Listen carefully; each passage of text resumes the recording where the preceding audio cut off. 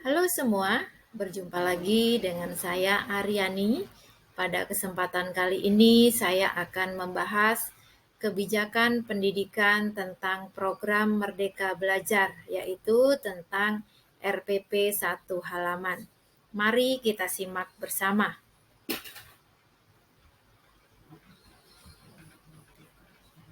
Menteri Pendidikan dan Kebudayaan Nadiem Makarim telah menetapkan 4 pokok kebijakan pendidikan nasional, yaitu melalui program Merdeka Belajar.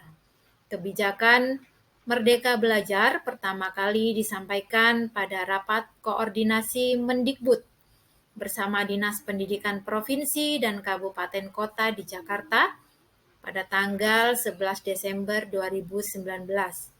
Kemudian dilanjutkan dengan diterbitkannya Surat Edaran nomor 14 tahun 2019, di mana salah satu pokok kebijakan Merdeka Belajar yang berkaitan langsung dengan proses pembelajaran dan paling banyak mendapatkan respon positif dari para guru adalah tentang penyederhanaan rencana pelaksanaan pembelajaran atau RPP yang sering disebut dengan istilah RPP 1 halaman.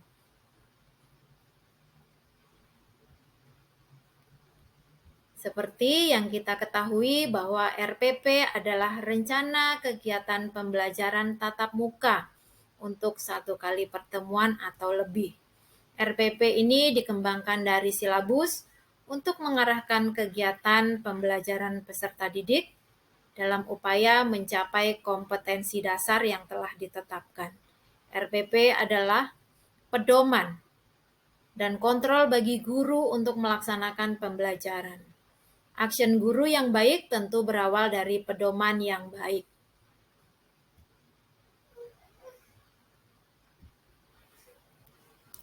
Adapun yang menjadi pertimbangan penyederhanaan dalam RPP adalah yang pertama, guru harus mempersiapkan dokumen RPP dengan sangat rinci yang mencakup 13 komponen dengan banyak halaman. Hal ini tentu bukanlah pekerjaan yang mudah. Kedua, penyusunan RPP menghabiskan banyak waktu yang semestinya bisa digunakan untuk proses pembelajaran dan evaluasi terkuras untuk menyusun RPP, sehingga guru tidak sempat melakukan refleksi.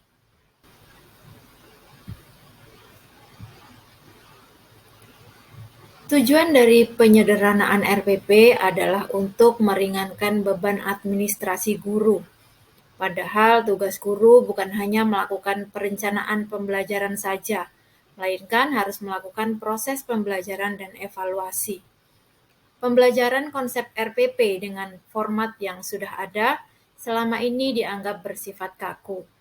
Dan dalam penyederhanaan RPP ini, guru dapat bebas berkreasi dan berinovasi dalam menyusun RPP.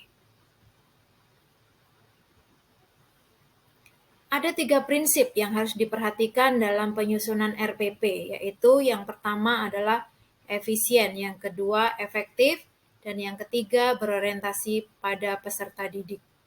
Efisien berarti penulisan RPP dilakukan dengan tepat dan tidak banyak menghabiskan waktu dan tenaga. Sedangkan efektif yaitu penulisan RPP dilakukan untuk mencapai tujuan pembelajaran. Dan yang dimaksud dengan berorientasi pada siswa yaitu penulisan RPP harus mempertimbangkan kesiapan, ketertarikan, dan kebutuhan belajar peserta didik di kelas, sehingga nantinya dapat meningkatkan minat belajar peserta didik.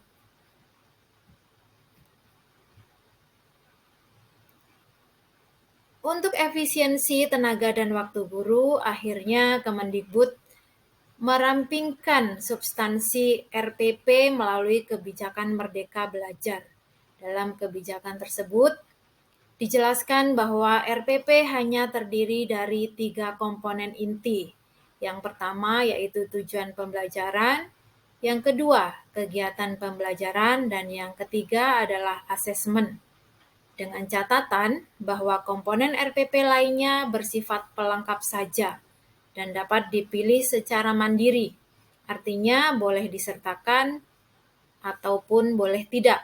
bergantung pada kebutuhan masing-masing guru itu sendiri.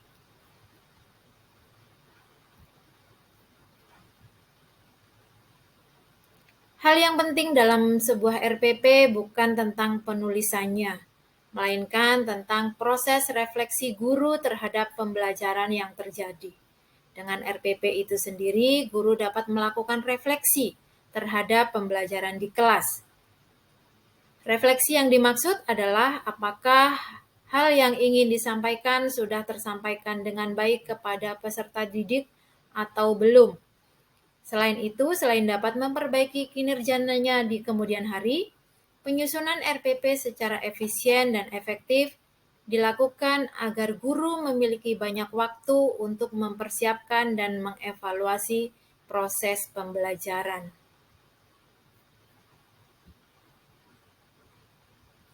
Demikianlah analisis kebijakan pendidikan tentang program Merdeka Belajar mengenai RPP 1 halaman. Semoga bermanfaat dan sampai jumpa pada video berikutnya. Terima kasih.